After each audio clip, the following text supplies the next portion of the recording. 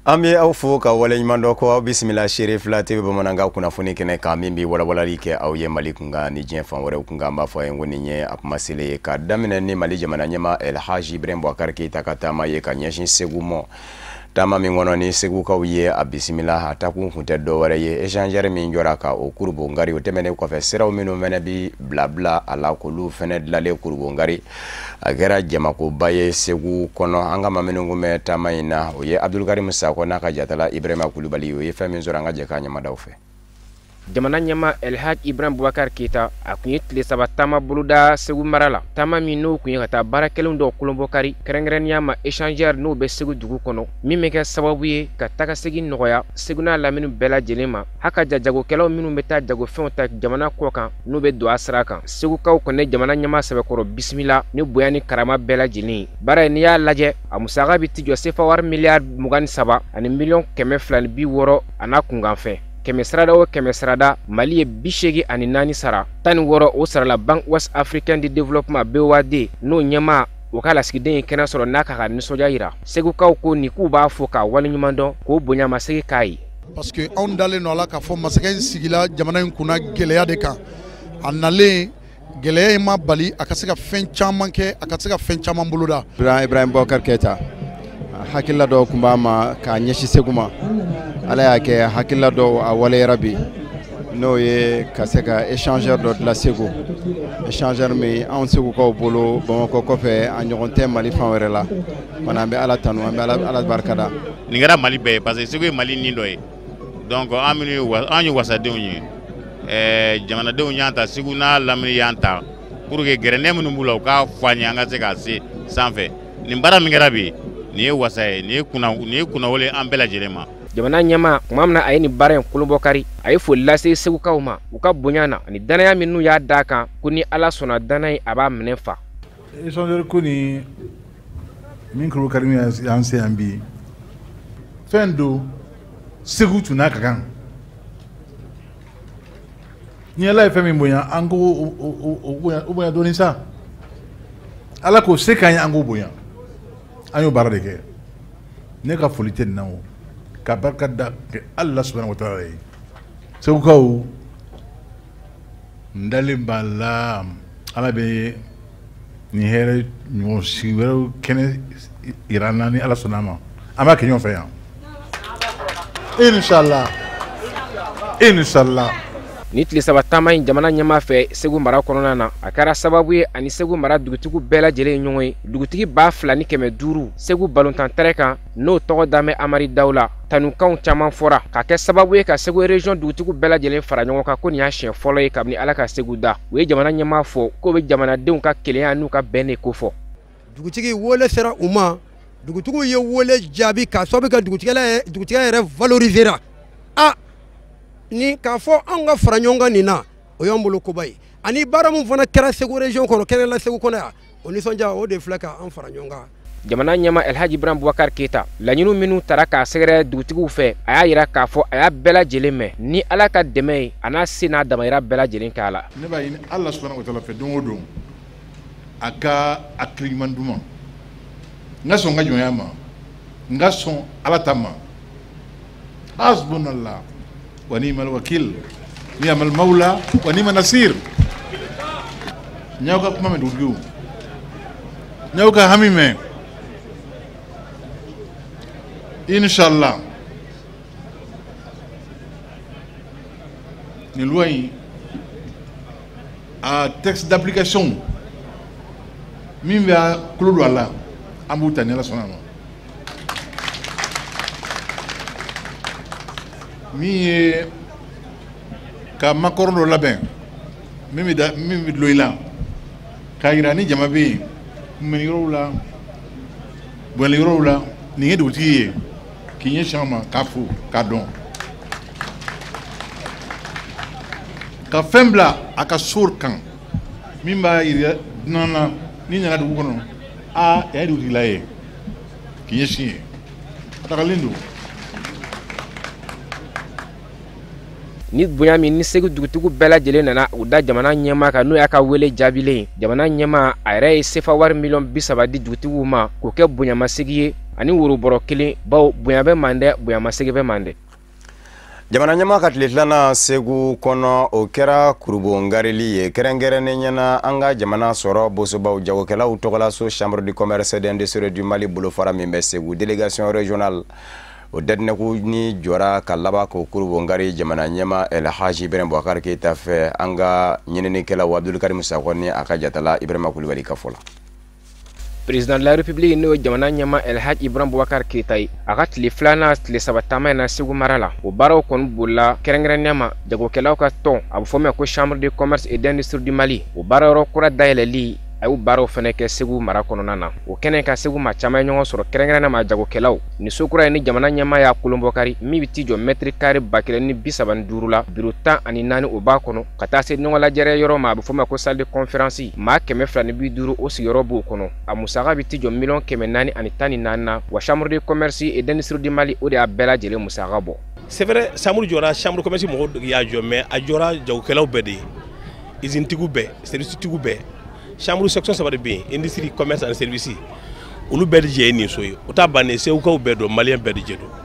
maa o maa bɛ yan mun bɛ se k'i mako ɲɛnabɔ a la i bɛ na yan nɔ i bɛ mako ɲɛnabɔ a la i n'a fɔ salle bɛ yan mɔgɔ 250 an y'a jɔ pour que a ka contribution dɔ kɛ ka économie développer en général secteur privé ko développer ka cadre dɔ ɲini u ye pour que u ka don yɔrɔ sɔrɔ o de ye nin ye. Ministre min ɲɛsinnen don jagokɛlaw ka koɲɛw ma a y'a yira k'a fɔ nin baara in kɔni bɛɛ lajɛlen sera ka kɛ ka da jamana ɲɛma yɛrɛ ka hakilina ɲuman a n'a ka wulikajɔw fɛ k'a ka dɔ fara cɛsiri kan. O commerçant baw caman b'an cɛla bi porte an bolo camion b'u bolo fan bɛɛ balo a bɛ se ka gɛlɛya waati la mais k'a fɔ a dɛsɛra i ka san 5 kɔnɔ a ma kɛ dɛ sukaro ani nin fɛn 5 si ma se ka dɛsɛ a bɛ se ka gɛlɛya dɔn nka gɛlɛyali dɔw yɛrɛ fana t'anw ye o bɛ sɔrɔ a sɔngɔ cogoya la a san yɔrɔ la ka foli di commerçant bɛɛ lajɛlen ma ka Segu dugutigiw fo ka Segu balimaw bɛɛ fo. Chambre de commerce ɲɛma y'a yira k'a fɔ a baara wɛrɛw bolodalen bɛ minnu tɛna mɛn bilen ni jamana ɲɛma bɛna taa olu bɛɛ kolobɔkari kɛrɛnkɛrɛnnenya ma Tɔnbutu ani Gawo a bɛ fɔ min ma ko conseil supérieur de l'agriculture o baara o tako 8nan a y'o fɛnɛ kɛ n'o bɛ tali kɛ jamana sɛnɛ koɲɛw kan campagne agricole san 2017 ka se san 2018 ma o bɛ t'i jɔ sefa wari miliyari 353 ani miliyɔn 690 a n'a kunkanfɛn. Jamanakuntigi nana tile 3 taama min na Segu yan an bɛ se k'a fɔ a kɛra an cikɛlaw ye parce que ni sira dilanna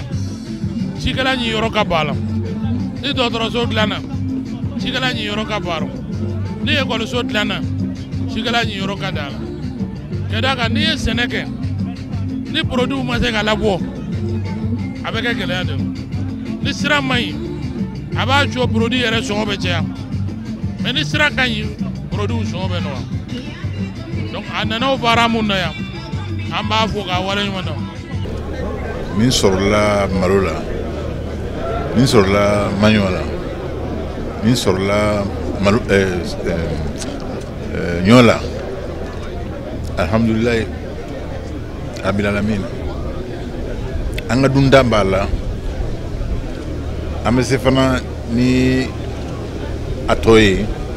ka dɔw dɛmɛ jamana dɔw dɛmɛ nka min ka gɛlɛn ma o ye an ta ye fɔlɔ an ka yɔrɔ dɔw bɛ yen nɔ ɲinan san ma jagoya jiko gɛlɛya y'u sɔrɔ o yɔrɔw a man ka ɲinɛ o kɔ ngo min ka gɛlɛn ma maa si kana kɔngɔ jamana kɔnɔ. Baara kɔni kɛra jamana ɲɛma fɛ a ka Segu mara taama tile 2nan kɔnɔna na. Mali silamadinɛ ɲɛmaw ka fara ɲɔgɔn kan jɛkuluba groupement des leaders spirituels musulmans du Mali ma ɲɛma silamaya dɛmɛtɔ ansaru ɲɛjɔyɔrɔ a Seyida Sherif Usman Madana Haidara bɛ taama na dɔgɔkun kelen dama don min daminɛna ntɛnɛn ka ɲɛsin marabolo sabanan mɔ ni o ye Sikaso ye taama kun tɛ dɔwɛrɛ ye bɛn ni basigi bɛ se sinsin Mali fanda 4 bɛɛ lajɛlen la cogo min a dabɔn bɛ o de kama karamɔgɔ Haidara donnen Sikaso da fɛ jama bɔra min ye denmisɛn ni maakɔrɔw ye bɛɛ lajɛlen bɔra ka kunbɛnni ko ɲuman ni bonya ni karama ta ka ɲɛsin karamɔgɔ Haidara ni a taamadenw mɔ an bɛ aw ladɔnniya k'a fɔ an ka maa minnu ni olu bɛ taama in na o ye Usman Kan ani Fuseni Keita ka taa se Daramani Mali ma o ye fɛn minnu sɔrɔ an ka jɛ ka an ɲamada o fɛ. an karamɔgɔ a Seyid Asherifu Usman Madani Haidara ni a taamaɲɔgɔn u donnen kɔfɛ Sikaso ni ka taa u bisimila u jabala la n'o ye Hamdalayi ye maaba caman bɔra ka u kunbɛn wa bisimilali kumaw kɛra kuma daminɛra Jamiat Ansardine Islami musow ka ɲɛmɔgɔ fɛ n'o ye Nɛnɛ Jalo ye an bɛ Alahu subahana wa taala tanu min n'a ka di n'a ka ca ni barika baara ka se ka Ala tanu tuguni tanu na min ka di n'a ka ca ni barika baara ni an karamɔgɔ yeli ye an fɛ wulada in na an bɛ kɛnɛ in kɔnɔmɔgɔ bɛɛ lajɛlen fo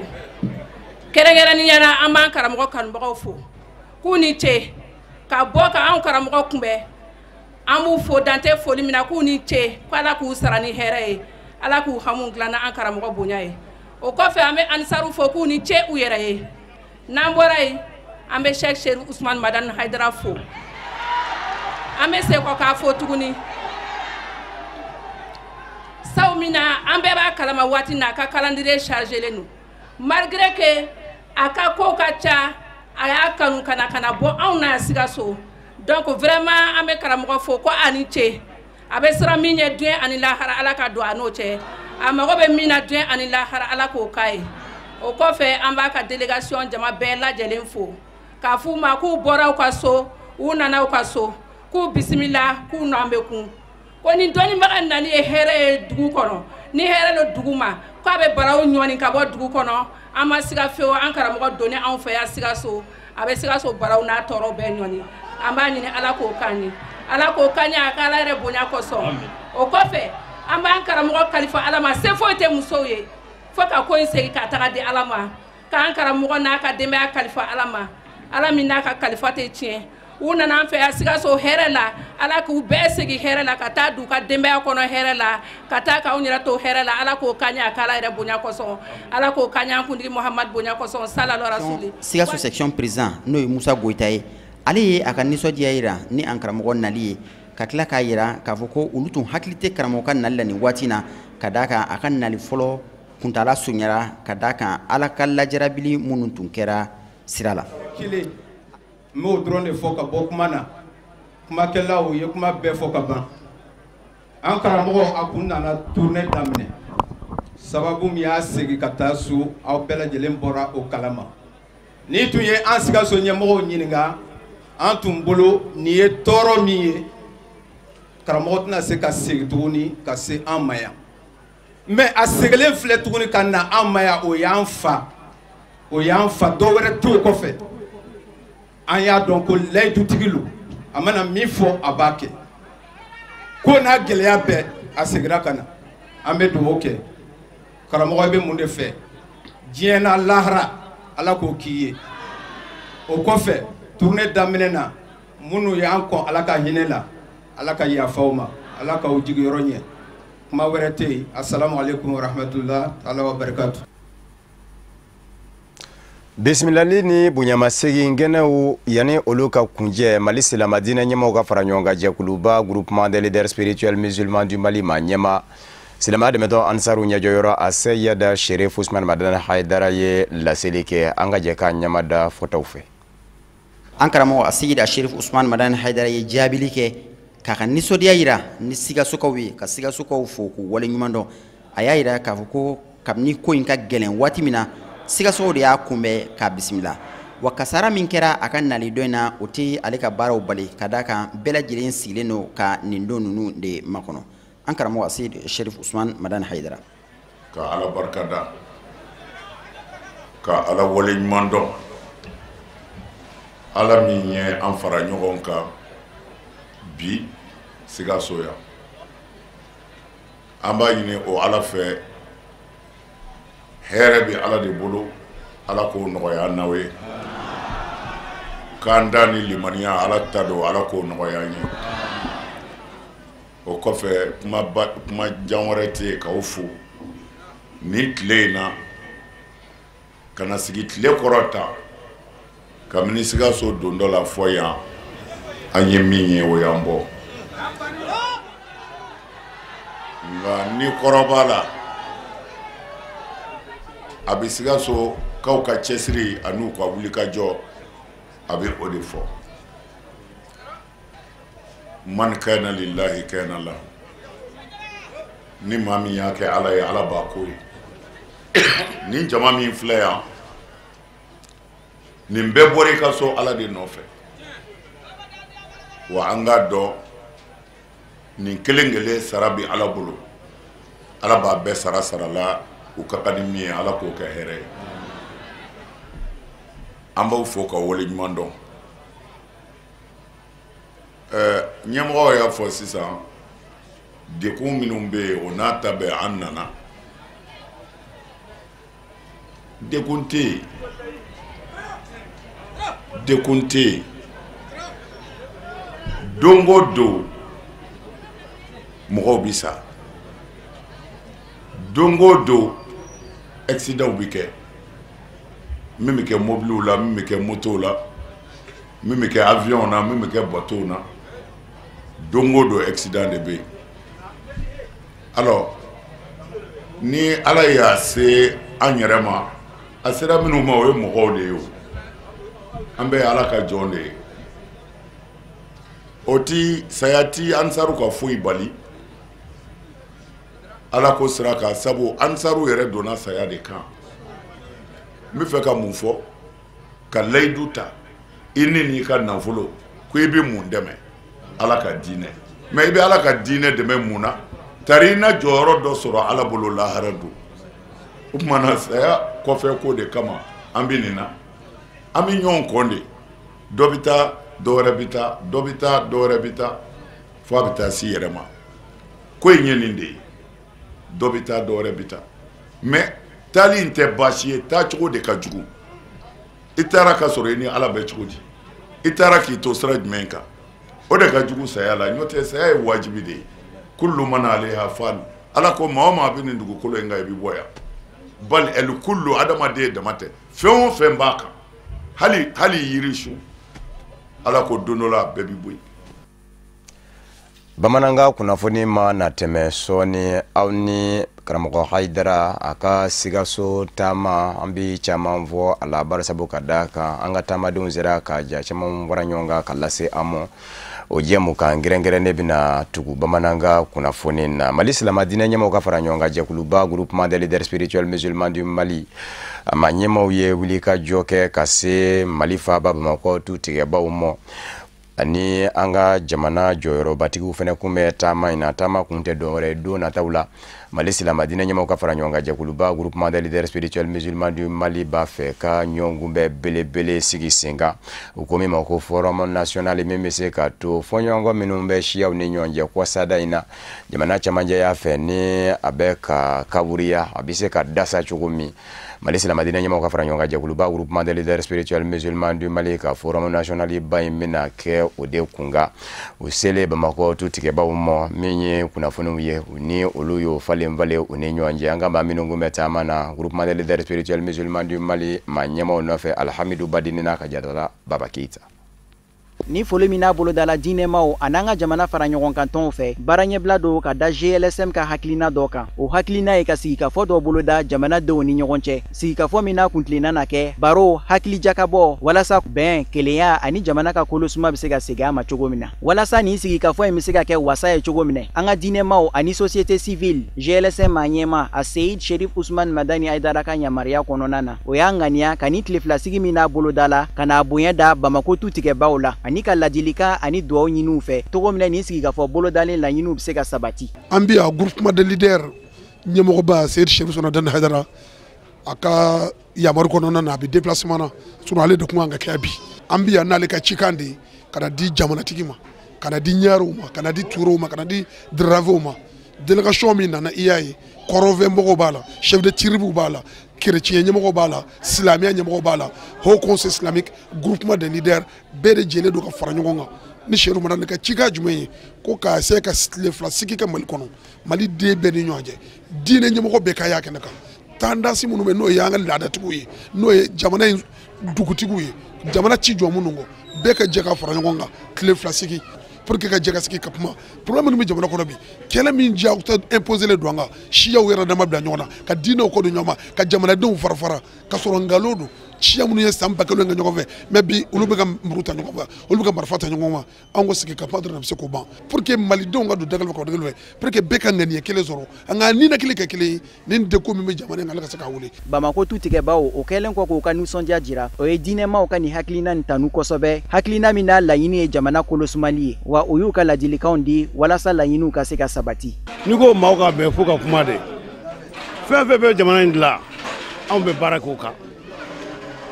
foyi tɛ kɛlɛ tɛ jamana dɛmɛ koyi kɛlɛ tɛ jamana si jɔ kɛlɛ bɛ jamana ci de n'an b'a fɛ ka dilan an ka dilan anw de b'a dilan fɛɛrɛ ɲini an bɛ jɛ ka fɛɛrɛ de ɲini a na bɛɛ ko ko jamana tiɲɛna bɛɛ ko k'a tiɲɛna jɔn de bɛna dilan an ye n'an b'a dilan an bɛna dilan cogo di an bɛna dilan kan jumɛn kan n'an ma se k'o ɲini k'o ɲɛɲini jamana tɛ jɔ dɛ an bɛɛ de y'a den ye n'u nalen n'u y'a diyara anw ye fo ka dama tɛmɛ a b'a jira k'a fɔ jamana tin b'u la quoi ne jamana tin bɛ jamanadenw na a dɔw b'a la peut-être a jamana bɛ jɔ ne jamana tin tɛ jamanadenw na fo bɛɛ ko n yɛrɛ n'a kɛra n yɛrɛ ye n pied kelen b'a dingɛ la kelen tɛ fuga rɔ dɛ. An ka jamana gouvernement a ka bolofara min bɛ n'a fɔ a ma ko mission d'appui à la réconciliation nationale n'ale ka ca bɛnlen don jamanadenw kalali la ɲɔgɔn na o fana y'a jira k'a fɔ ko GLSM ka nin hakilina ɲuman ye bari sabula a bɛ gouvernement dɛmɛ a ka baaraw la ka d'a kan bɛ waati min na jamana gouvernement cɛsirilen don cogo min na bɛn bɛ se ka segin Mali jamana kɔnɔ. Diinɛ ɲɛmɔgɔw ka wuli n'a fɔra diinɛ ɲɛmɔgɔw silamɛ diinɛ ni chrétien diinɛ ɲɛmɔgɔw ka wuli ka taama ka se dugutigiw ma ka se chef de fraction ma kana jamana bi situation min na bi kana kuma kɛ ne hakilila ɲumanba de don hakilila min don jamana in problème tacogo tɛ tɛmɛ nin kan parce que ni diinɛ ɲɛmɔgɔ wulila diinɛ ɲɛmɔgɔ bɛɛ chrétien ni silamɛ ka tila ka jamanatigiw wuli ka chef de fraction wuli o y'an ka jamana yɛrɛ soubassement de wulilen ka jɔ n'olu wulila waati min a bɛ n'a fɔ kununi kɛra mɔgɔw y'a dɔn coyi hali ni problème ma s'i sigiyɔrɔ la problème bi jamana na donc olu bɛɛ ka wuli k'u jɔ ka kuma ni kan kelen ye olu lamɛnnen don mɔgɔ minnu bɛna kuma nin na ne hakili o ye mɔgɔ minnu ye olu ka kuma bi lamɛn n'o kuma lamɛnna ne kɔni hakili an bɛ solution dɔ sɔrɔ an ka problème na. Ni tile filasigi min n'a bolo dalen don diinɛmaw ani jamana société civile fɛ a bɛna kɛ Bamako palais des sports kɔnɔna na mɛ kalo tile 13 a n'a tile 14 yaasa nin sigi ka fɔ jamanadenw ni ɲɔgɔn cɛ o bɛ se ka kɛ sankɔrɔta ye cogo min ani jamana kolosuma sabu ye aladeliw bolo dalen don an ka jamana alabato sow kɔnɔna na misiri kɔnɔnaw na kuranɛkala ani aladeliw o bɛ kɛ sungaloma kɔnɔ juma laban na wa église kɔnɔna aladeliw o bɛ kɛ mɛ kalo tile 13. Jini kungo lakanabaw ka kalan dafa kalan tako tani 7 kunjɛra u ka yɔrɔ min bɛ wele ko centre de formation colonel Jean Jigi Keita a baaraw n'u donna jini kungo lakanani ɲamayaso de fɛ dakun kun ye fɛn min ye ni kala kun bɛ ka boli o kunga o ye an ka wula kɔnɔnaw ka jateminɛ kɛ o kan o tɛmɛnen kɔfɛ fɛɛrɛw minnu bɛ yen ni jati bɛ se ka minɛ ka sɛgɛsɛgɛli kɛ kungo kɔnɔna kan a ka se ka dɔn degun minnu bɛ kungo kɔnɔna kan k'olu bɛɛ lajɛlen si dɔn taabolo kun ye o ye Sadio Sidibe ni Baba Keita ka fɔ la.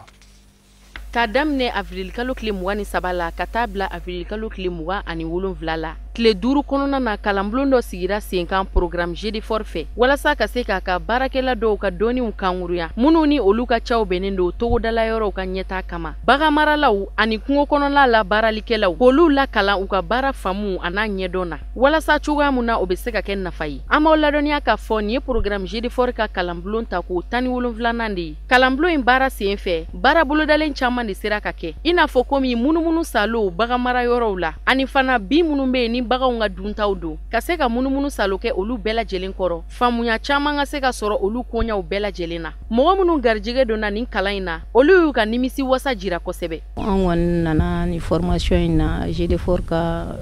formation de recyclage sur l'inventaire forestier et pastoral et technique de diagnostic forestier et pastoral. Bon, y'an to an ye fɛn caman dɔn inventaire ni diagnostic pastoral ka parce que vraiment inventaire pastoral o tɛ anw ka fɛn o éleveur ta ye mais inventaire forestier kɔni o y'anw ta ye. Bon, bien vrai que nous sommes des forestiers mais an mako kun bɛ a formation na pour que an yɛrɛ bɛ se ka baara dɔw kɛ an yɛrɛ ye cogoya min na an ka service kɔnɔna na e o kɔfɛ tuguni n'an ni éleveurs fana jɛra an bɛ se ka baara dɔw kɛ dumuni minnu bɛ kɛ ka baganw balo a bɛ se ka bɔ kungo kɔnɔnaw na cogoya min na k'a sɔrɔ dekun ma se a ma inventaire in fana kun de pour que k'a dɔn jiri hakɛ min bɛ kungo kɔnɔna na an bɛ se ka minnu tigɛ minnu bɛ se ka ladon an bɛ se k'an mago ɲɛ cogoya min na kungo kɔnɔna na k'a sɔrɔ an ma degunba se a ma quoi. Nin kalanbulon in sigikun laɲini kɛra fɛn min ye o ye ka se ka kuntagalajan de di baganko ani kungo kɔnɔna nafa sɔrɔ siraw ma ka se ka jateminɛ kɛ ka ɲɛsin olu bɛɛ lajɛlen ma. An ka yalala terrain in kan kun ye mun ye komi bagan ani mɔgɔ minnu bɛ baara la ɲɔgɔn fɛ a bɛ fɔ olu ma ko kungo kɔlɔsilaw bon olu an bɛ ka fɛn dɔ ɲɛ yir'u la n'o ye baganw ka gɛnyɔrɔ ko a bɛ jateminɛ cogo di parce que olu ka kungo u y'a ye k'a fɔ bien vrai k'an ye kungo la kɔlɔsilaw ye mais a tɛ se ka ɲa fo baganw ka don a kɔnɔ. Alors pour que o ka kɛ pour que baganw ka don il faut que jateminɛ dɔw ka sigi sen kan o ye bin sugu minnu bɛ an ka kungodaw la o ni bin hakɛ min bɛ se ka sɔrɔ kungoda la pour que bagan balo bɛ nɔgɔya cogo min na donc bi ɲɛnajɛ ɲɔgɔn najɛ in kunba ye o de ye terrain kan an ye mun boloda o ye an bɛ se ka jate jumɛn minɛ mun b'a jira k'a fɔ bin suguya ni bin suguya min bɛ gɛnyɔrɔ la a jɔyɔrɔ ye mun ye baganw ka dumuni ko la a jɔyɔrɔ ye mun ye bagan ka nɔnɔ ko la a jɔyɔrɔ ye mun ye bagan ka sogo ko la. Kalanbulon in kalan kun bala ka boli hukumu min kɔnɔna na kalanbulon in formateur b'i da don la ka walawalali kɛ o la baganw ka bin dunta ka ɲɛnamaya kan. Bi kalan kɔnɔna an ye bin min ye ko nafa ka bon kosɛbɛ o ye ngolo ye u b'a fɔ ma ko pénicillium perisaton o ye ngolo ye o mana bɔ yen u b'a fɔ bin dɔw ma ko diropogangiripi dɔw b'a fɔ ko wɔlɔ kama o fɛnɛ vraiment o ka fisa dɔɔni maintenant voilà o fɛnɛ wɔlɔ kama o fɛnɛ ka fisa dɔɔni bon maintenant bin wɛrɛw bɛ yen olu peut-être olu bɛ fisa mais komi an nana waati min na o y'a sɔrɔ baganw tɛmɛna ka ban donc an ma bin caman ye an ye minnu kɔni ye bi k'o bɛ nafa ba ɲa baganw ɲɛ n'o ye par exemple n'u o y'a sɔrɔ u kɛnɛlama don u bɛ nɔnɔ di u bɛ bagan dɛmɛ sogoko la o ye ngolo o ni wɔlɔ kama ye n'o ye diropogangiripi o ni pénicillium perisaton ye. Formation in kɔni tiɲɛ la a tun ye forestiers o ni éleveurs c'est-à-dire kungo kɔlɔsilaw o ni vétérinaires olu bɛɛ de ka formation tun don an y'a yira k'a fɔ komi terrain kan olu ka rôle bɛɛ bon bɛɛ n'i ka rôle don mais en tout cas a bakuruba ye mun ye o ye ka se ka bagantigiw ou bien population dɛmɛ n'u u ka baara ye n'u bɛ baara kɛ u ka se k'u dɛmɛ o la u bɛ kungo nafa bɔ u k'u dɛmɛ o la u bɛ baganw gɛn u k'u dɛmɛ o la donc c'est pourquoi formation in tun ɲɛsinnen bɛ nin bakuruba fila in de ma kungoda o ni baganw parce que a bɛɛ y'a kungoda kelen ye. Kalanbulon in baaraw bɛɛ lajɛlen kun cɛra ni ɲɛfɔli kɛli de ye bagan marako ɲɛdɔn a n'a faamu kan ani ka se ka jateminɛ k'a ko la cogoya mun na a nafa bɛ se ka bonya. Kunnafoni ɲinibaa kun ye Sajo Sidibe ye a lasebaa kun ye Kafune Bacili o de b'an sɛnsɛn ka se diɲɛ fan wɛrɛ kunnafoniw sɔrɔli ma Santarafiriki jamana kunkan kɔnɔwarikaw ka minisiri min ɲɛsin bɛ kɔnɔwari jamana ni jamana wɛrɛ ni ɲɔgɔn cɛ ko ɲɛɲɛnabɔw ma a ye dantigɛli kɛ diɲɛseleke naani tɔma Nations Unies jabala la k'a fɔ kɔnɔwari ma ɲɛmaw b'a fɛ ka kɛlɛcɛ 450 ɲɔgɔn na kɛ bolomafara ye ka ɲɛsin diɲɛseleke naani tɔma Nations Unies ka basigili jɛkulu MINUSCA ma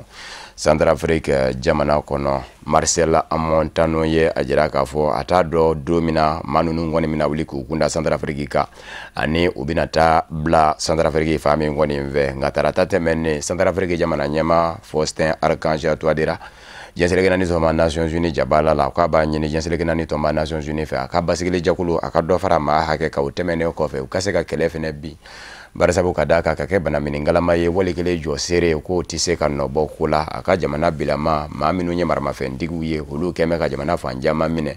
Santarafiriki maa ɲɛmaw yɛrɛ se bɛ yɔrɔnin jinin de la n'o tɛ jamana gaɲaka yanfa kɔni bɛɛ lajɛlen labɔn bɛ ni mamurutilen jɛkuluw de ye wa u tɛ siya dɔn bilen barisabu ka d'a kan antibalaka olu kɛmɛ ka kerecɛn diinɛ berefini biri u yɛrɛ la seleka kɛmɛ ka silama diinɛ berefini biri u yɛrɛ la nka ko in bɛɛ lajɛlen kɔni bɛ fɛn min nɔfɛ mamurutilen jɛkulu ninnu caman kɔni bɛ a ka ca Ala fɛ u ka kɛlɛ ninnu caman ye dugu jɔyɔrɔ nafasɔrɔ sirako de ye kɛrɛnkɛrɛnnen ɲɛna Santarafiriki fan min ye jɛman ma yɔrɔ ye ani sanuma yɔrɔ hali bagambara o tɛ se ka kɛ baganbaarakɛlaw fɛnɛ fɛ ye u bɛ taa bi olu ka k'u ka baganw ndaraki u la o kumana min ye kɔnɔwari cɛden ninnu ye u bɛna taa diɲɛsɛlɛkɛna tuma Nations Unies ka basigili jɛkulu kɔnɔ Centrafrique i n'a fɔ Centrafrique jamana ɲɛmaa Faustin Archange Touadéra ye a laɲini cogo min. Faransikaw ka jamanaden min bɛ kɛnyɛrɛ cakɛdaba ɲɛmaaya la cakɛdaba min fɛnɛ ka baara fanba bɛn bɛ farafina nafasɔrɔ siraw labaarali de mɔ nka a ka labaaraliw la a ka ca Ala fɛ min ye tɔnɔ fanba ye a bɛ wuli k'i jɔ ni o de ye u k'a ma ko Vincent Bolloré a bilama a minɛn bɛ k'a lasago ka sabu kɛ dɔgɔkun tɛmɛnen kun y'a jira k'a fɔ sigasigana ɲɛsin bɛ a ma ko pɔru fila bɛ jamana fila la farafina tile bɛ yan fa jamanaw la Guinée Conakry ni Togo olu pɔru ninnu nzɔrɔla fɛ cogo min na ka se ka olu labaara ko dama kɛ a la n'o y'a sɔrɔla ko in kɛra jɛlenya kɔnɔ o kumana min ye tile filaw minnu ni a kan ka lasago garde vue la ka sɛgɛsɛgɛliw kɛ keri ɲɛma min bɛ Faransi jamana tɔgɔ la o ko a tɛ se labila nin cogo in na o kumana sɛgɛsɛgɛli tɔ bɛ bonya a da fɛ o k'a ma ko mise en examen jamana filaw minnu ni o ye La Guinée Conakry ani Togo ye olu fɛnɛ ma ɲɛmaw n'a bɛ kuma bi hali n'o y'a sɔrɔla u ma wele bɔgɔ jeninen ka Faransi jamana kɔnɔ n'a ma ɲa k'a fɔ jamana tɔgɔ bɛ a la La Guinée Conakry minisiri min ɲɛsin bɛ Keri Komo o y'a yira k'a fɔ ale kɔni jamana ɲɛma Alpha Condé tɔgɔ la u jɛ mɛ ni a ye ni olu kan ka taa jaabili kɛ yɔrɔ o yɔrɔ